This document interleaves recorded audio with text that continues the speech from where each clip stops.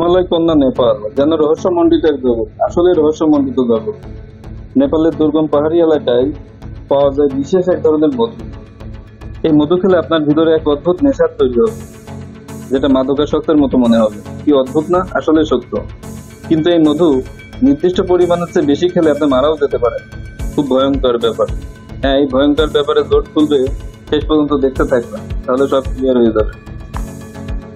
এই জন্য এই মধু সারা বিশ্বে ম্যাড হানি বা পাগলা মধু নামে পরিচিত। হ্যাঁ দর্শক, ভিউয়ার্স, আজ আমি আপনাদের মাঝে পাগলা মধু বা ম্যাড হানি নিয়ে কথা বলবো, যেটা নেপালের হিমালয় পর্বতে পাওয়া যায়।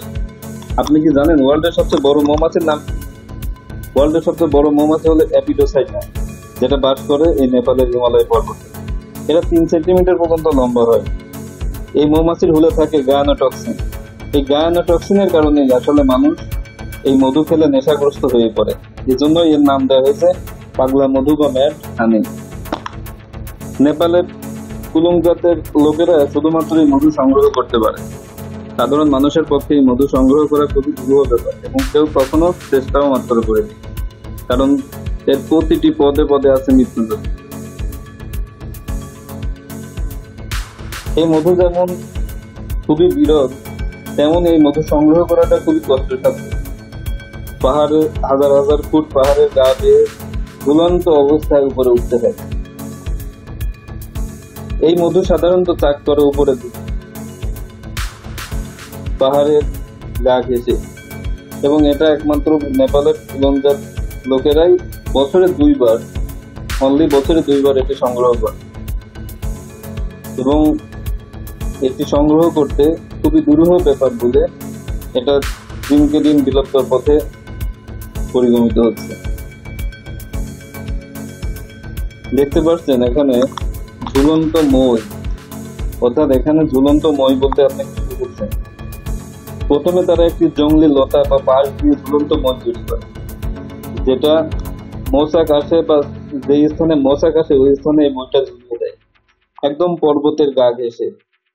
এবং তাদের হাতে থাকে 25 ফুট লম্বা একটি বাঁশ তাদের নিরাপত্তার জন্য। মাথায় থাকে ছুরি বা কাঁচি, এবং পিঠে বা কাঁধে থাকে বাঁশের ঝুল। হাতে থাকে পর্যাপ্ত ঝুলন্ত খড় এবং কাঁচা খড়। ভারী ও মোটা পোশাক পরতে হয় সেফটির জন্য বা নিরাপত্তার জন্য। এবং এই যে দড়িটা বানায় যেটা উপরে ওঠার জন্য, এটা হচ্ছে যে জঙ্গলি লতা বা বাঁশ পেঁচিয়ে এটা মইয়ের মতো বানায়। হাজার হাজার ফুট উপরে এই মই দিয়ে আরোহণ করতে হয়। আপনারা দেখতে পাচ্ছেন এটা জঙ্গলি লতা ও বাঁশ দিয়ে নেপালের কুলংজাত লোকেরা এটা তৈরি করতেছে এই মই। এবং এটা তৈরি করা খুবই দুরূহ এবং কষ্টকর ব্যাপার।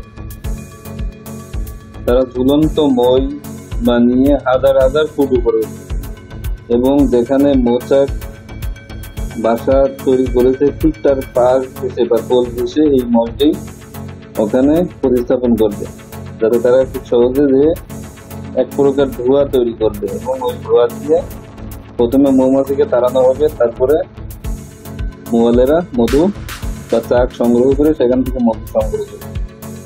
ব্যাপারটা অনেক কষ্টসাধ্য এবং দুরূহ ব্যাপার। আপনারা দেখতে পাচ্ছেন প্রথমে তারা ঝুলন্ত মই বানানোর কাজটা করছে। এখানে সেই বর্ণনায় দিচ্ছে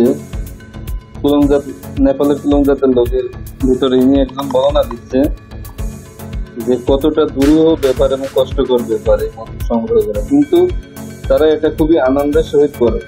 মৃত্যু ঝুঁকি আছে, অনেকে মারা যায়, তারপর এটা তারা অনেক আনন্দ নিয়ে করে। মৌমাছির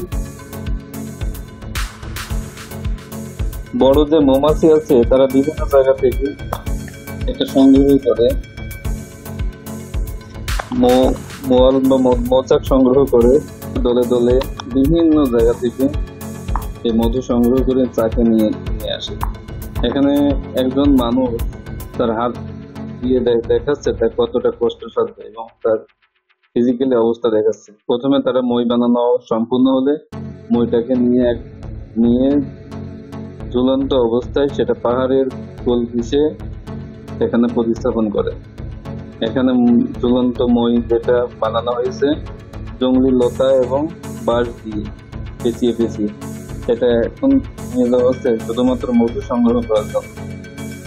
প্রত্যেকটা স্টেপই অনেক কঠিন এবং প্রত্যেকটা স্তরই অনেক কঠিন মধু সংগ্রহের।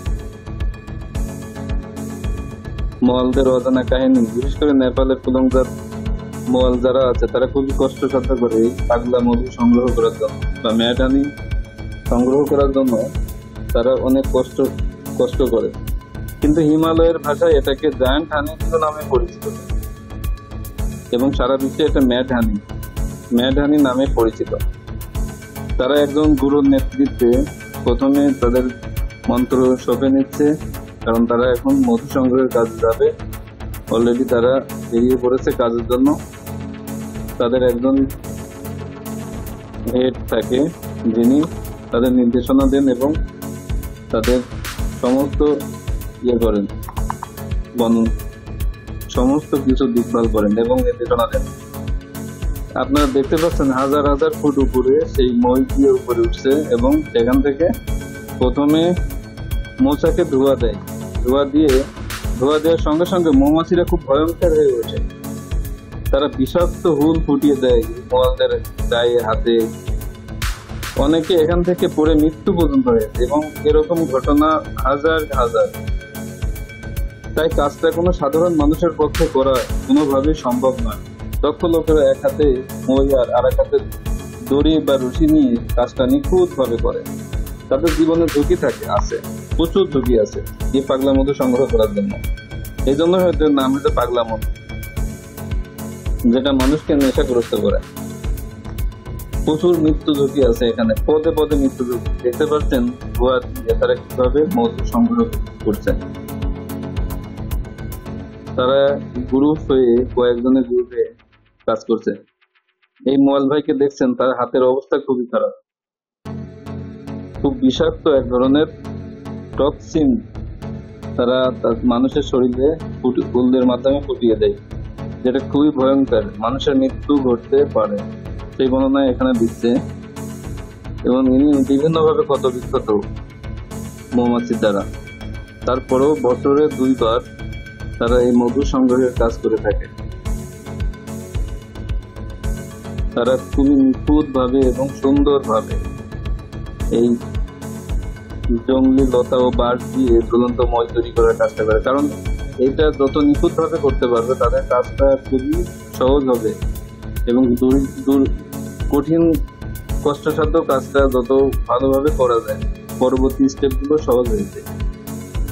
এবং এরা বিভিন্ন ধরনের শুকনা লতা পাতা দিয়ে একটা ধোঁয়া তৈরি করার জন্য একটা জট পাকিয়ে বিভিন্ন গাছের পাতা বিভিন্ন কিছু দিয়ে ধোঁয়া তৈরি করে। ধোঁয়াটা অনেক সময় স্থায়ী হয় এবং এই ধোঁয়া দিয়ে তারা প্রথমে মৌমাছিকে তাড়ানোর চেষ্টা করে, যদিও সহজে মৌমাছিরা ওখান থেকে যেতে চায় না। পরে ধোঁয়া দিয়ে তাদেরকে তাড়ানো হয় এবং এই বিষাক্ত হুল ফুটিয়ে দেয় যখন কোনো মানুষ মোটা কাপড় পরিধান না করে বা ভারী হেলমেটের মতো হেলমেটের মতো এক ধরনের জিনিস বানিয়ে নিতে হয় মাথায় পড়ার জন্য, যাতে মাথার কোনো অঙ্গ প্রত্যঙ্গে বা কোনো অংশে কোনো হুল ফুটিয়ে দিতে না পারে। দেখতে পাচ্ছেন মই দিয়ে তারা উপরে উঠছে হাজার হাজার ফুট উপরে, যেখানে মৌমাছির চাক বসছে এবং কত নিখুঁত ভাবে তারা পাহাড়ের গা ঘেঁষে উপরে উঠছে এবং সেখান থেকে ধোঁয়া দিয়ে মধু সংগ্রহ করবে। খুবই কষ্ট এবং দুরূহসাধ্য ব্যাপার এবং এতটাই কষ্টকর ব্যাপার যেটা সাধারণ মানুষের পক্ষে সম্ভব নয়। বারবার বলছি, সাধারণ মানুষের পক্ষে সম্ভব না। এটা শুধুমাত্র নেপালের কুলং জাত লোকদের পক্ষেই সম্ভব এবং তারা বছরে 2 বার মধু সংগ্রহ করে। এই মধুর প্রতি তাদের ইন্টারেস্ট অনেক কম। এমনকি লোকমুখে শোনা যায় তারা নিজেরা এই মধু খায় না, তারা ওয়ার্ল্ডের বিভিন্ন দেশে এই মধু এক্সপোর্ট করে, বিভিন্ন দেশে তারা পাঠায় বিভিন্ন মানুষের খাওয়ার জন্য। পাগলা মধু। কখনো সুযোগ হলে নেপালে যাই, পাগলা মধু চাক দেখতে পারেন। পাহাড়ের কোল ঘেঁষে পাগলা মধু চাক বসে। একসঙ্গে 2, 3, 4, 5টা চাক বসে। এখন চাক ভাঙার কাজ চলছে। ধোয়া দেওয়ার পরে মৌমাছিগুলো বিতাড়িত হয়ে গেছে। তারপরে এখন চাক ভাঙার কাজ চলছে কয়েকজনের তত্ত্বাবধানে এবং একজনের নির্দেশনায়, যে তাদের যে গুরু, তার নির্দেশনায় এখন মৌচাক ভাঙার কাজ চলছে। দেখতে পাচ্ছেন এরা খুব অভ্যস্ত এবং তারা প্রতিনিয়ত এই কাজটা করতে করতে এটা অভ্যস্ত হয়ে গেছে। তাদের কাছে খুব কঠিন ব্যাপার না, এটা সাধারণ মানুষের কাছে কিন্তু খুব কঠিন ব্যাপার, পাহাড়ের কোল ঘেঁষে ওঠা। এবং এই কুলং জাতের এই লোকটা এই কথাই বলছে, যেটা আমাদের কাছে নিত্যদিনের ব্যাপার হয়ে গেছে, এটা আমাদের কাছে একটা মজাদার ব্যাপার হয়ে গেছে, এই মধু সংগ্রহ করা এবং এই মধু সংগ্রহ করতে আসা। সেই কথা তিনি এসে বলছেন। নেপাল, আপনারা জানেন নেপাল হচ্ছে একটা পাহাড় পর্বতের দেশ এবং যার প্রত্যেকটা পড়তে পড়তে রহস্য লুকিয়ে থাকে।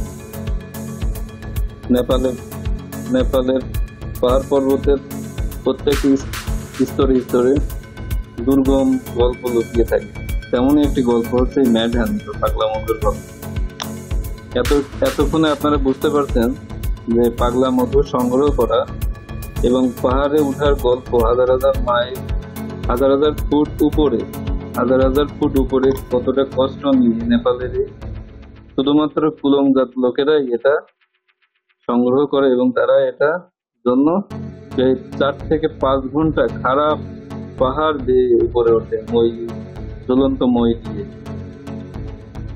এবং তাদের কাছে নিরাপত্তার জন্য 25 ফুট লম্বা একটি বাঁশের বার থাকে এবং তাদের পিঠে একটা ঝাঁকা থাকে, ওর ভেতর ছুরি কাঁচি সেফটির জন্য থাকে এবং মাথায় একটা মশারির নেটের হেলমেট থাকে, যেটা মৌমাছি থেকে নিরাপত্তার জন্য। এখানে এই মুহূর্তে ধোয়া দেওয়া হচ্ছে এবং মধু চাক থেকে মধু সংগ্রহ করা হচ্ছে। দ্যাট মিনস চাকটাকে কেটে ফেলবে এবং ধোয়া দেওয়ার পর্যায়ে শেষ। আপনারা দেখতে পাচ্ছেন একদম মৌমাছির ফুল ঘেঁষে ঝুলন্ত মই দিয়ে চাক কেটে মধু সংগ্রহ করা হচ্ছে। আসলে খুবই রহস্যজনক মধু সংগ্রহের ঘটনা। নেপালের এই ম্যাড হানি বা পাগলা মধু খুবই রহস্যজনক একটা চ্যাপ্টার। আপনারা শেষ পর্যন্ত থেকে সাপোর্ট দিবেন ইনশাল্লাহ। দেখুন পুরো চাক এখানে সংগ্রহ করা হয়েছে। ধোয়া দেওয়ার পরে ওখান থেকে প্রচুর মধু সংগ্রহ করবে।